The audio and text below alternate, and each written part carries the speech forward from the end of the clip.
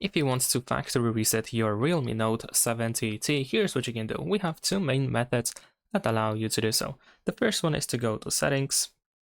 Let's open Settings on our smartphone.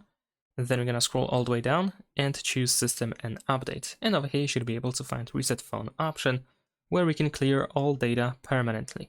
Of course, you will get rid of everything that you have on your internal storage, including accounts and so on and so forth. So be sure to make a backup of everything that is important that you don't want to lose.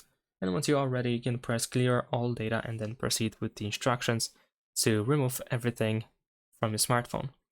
And another way to erase everything is via recovery mode. In order to go to that recovery mode, first we need to turn off our device. So I'm going to press power button and volume up at the same time to open the power menu. And then we can swipe down over here to power off, like this. Wait for the phone to completely turn off, and once that happens, you want to press and hold the power button and volume down button at the same time.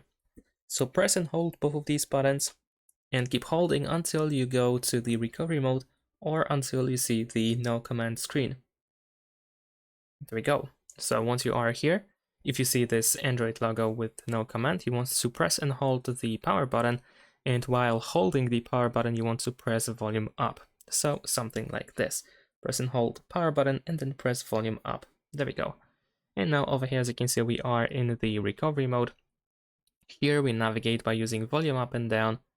And in order to hard reset your device, we need to simply go to wipe data/factory reset.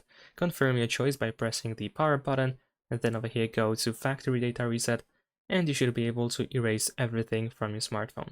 And that's pretty much it. Thanks for watching, leave a like and subscribe.